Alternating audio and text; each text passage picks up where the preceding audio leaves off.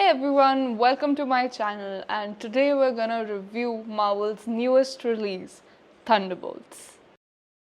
I didn't go into Thunderbolts expecting much. Honestly, it wasn't even like I didn't plan to go watch this movie. It was just a casual Thursday night movie with my flatmate because we didn't really have anything better to do. I mean, we all know how disappointed everybody is since the end of the Endgame saga. There is nothing that Marvel has produced that has actually even remotely come close to what we as viewers had become used to getting. It went downhill from WandaVision and it never went back up. We had multiverse in between, sure, it got really messy. The Spider-Man No Way Home only worked because of the Spider-Man brand and the nostalgia that came with all three Spider-Man. And the memes, of course. But we are all seeing Marvel's decline. So naturally, I wasn't expecting much when I went to watch Thunderbolts. But then something shifted. Thunderbolts doesn't pretend to be a flashy return. It doesn't have, overstuffed cameos. It doesn't have cosmic crisis going on. But what it does offer is quiet intention, quiet story building that Marvel hadn't been doing for a very long time. Thunderbolt feels like a rebuild, not of a spectacle, but of a basic soul of a franchise, which is the story. From the start of the movie, they didn't try to sell us the new Avengers. In fact, they did the exact opposite. And rightfully so, because if they had tried to sell us the new Avengers, we would have been already skeptical. We would have gone into the movie hall thinking, what the hell are they even thinking? But since they did the opposite of that, they brought us these damaged anti-heroes who, if you put them in a crisis, will try to do the right thing. Because we know that in the past, most of them have played the part of a villain one way or another. Even Bucky. And when we're introduced to these characters in Thunderbolts as a group, that's what we are getting told as well. That this is not a group that the public will root for. They are not suited for public-facing roles, that is of the Avengers. And that is why it exactly worked. From my point of view, there are three people who are the core center of the Thunderbolts.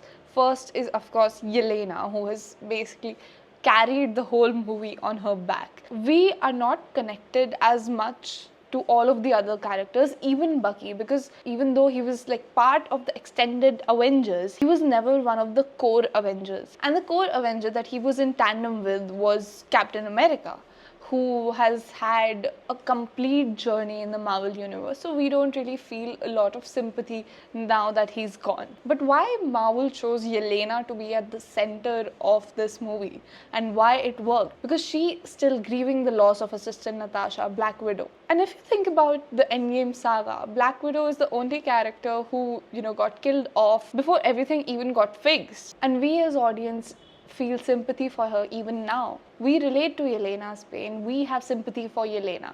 Yelena is the emotional center of this movie. Her grief for Natasha hasn't faded and you feel it in every frame. She's sarcastic, she's raw, she's funny, and she's very emotionally grounded like Black Widow. Her dynamic with Sentry mirrors Black Widow's dynamic with the Hulk from the early Avengers movies. So there is that emotional deja vu that has started.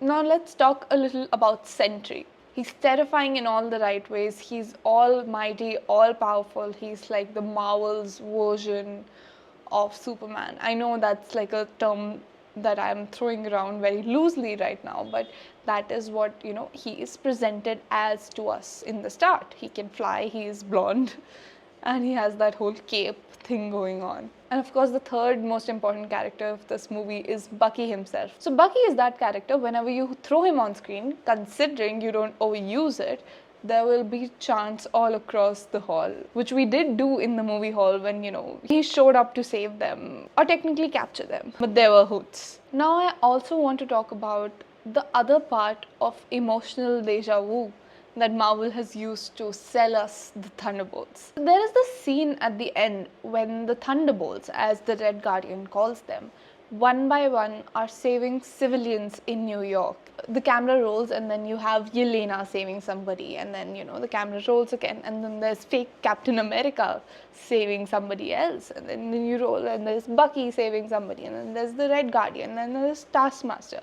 So you see everybody saving civilians one by one and then just trying to do good when they're put in a position of crisis. when I was watching this scene on the big screen, in my mind I was connecting it to the first Avengers movie, when you have all of our OG Avengers saving the city, standing back to back in that iconic frame where the Avengers assembled for the very first time. At the same time, it's the same, but it's totally different is the power scaling. In the OG Avengers, you had Thor, you had Iron Man, you had Captain America. And here we do have like a couple of powerful people, like the Sentry is insanely powerful, and we do have Bucky and Yelena, and the Taskmaster is, powerful in her own right.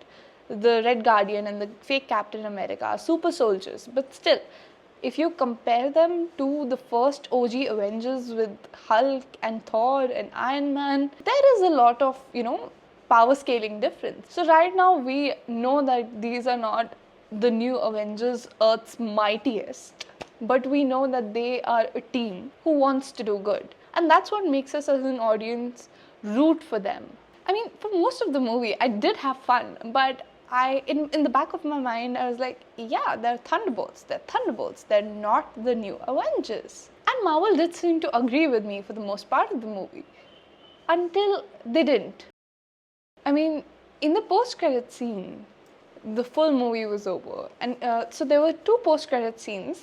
In the mid post-credit scene, before it starts, we are shown on a black screen the word Thunderbolts, and I was like, yeah, I saw it, I know, but then it glitches, and then you see the new Avengers, and honestly at that moment I did agree.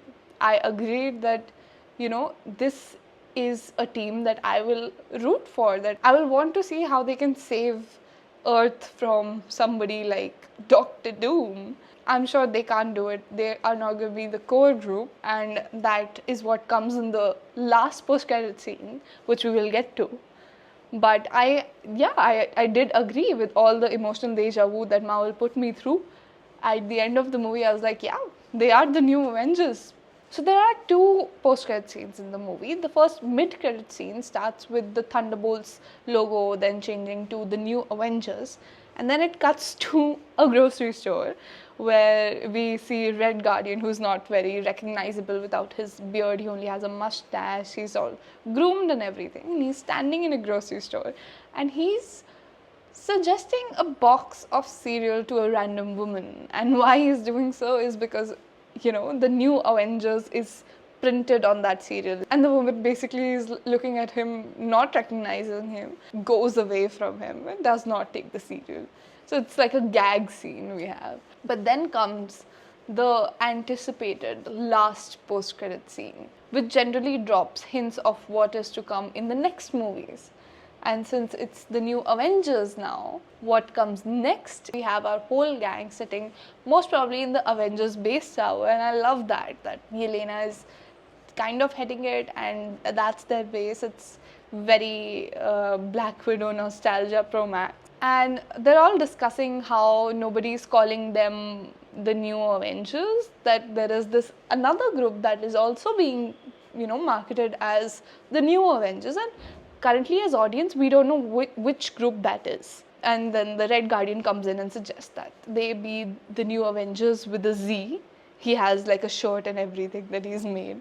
It's like, that is the funny part of it. But then we know what two things that happen is, one piece of information that we get is that there is some sort of spatial crisis going on, and we don't know who's doing it. We don't know what is the role of Earth 616 in that space crisis, and we don't know what the situation is, but there is a crisis. And then the second thing that happens there is Yelena receives information that a spacecraft has entered the Earth's orbit, and she asks for a satellite image.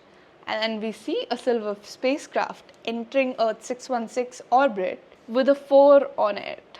And of course, for those of you who didn't get it, it's the Fantastic Four finally entering the Marvel Cinematic Universe. And it's highly speculated that the Fantastic Four that are coming through this spacecraft are not from this universe. Like, they are from a parallel universe whose Earth was destroyed, and they have somehow managed to come to the Earth 616's universe, and now they're gonna meet our new Avengers and form a team, hopefully. Like, it could be a Guardians of the Galaxy thing. I don't know. I don't know. And for the first time in many years, I am finally excited for the next Marvel movie. So that was my review, guys. Hope you enjoyed it. Do let me know your thoughts and theories in the comments below.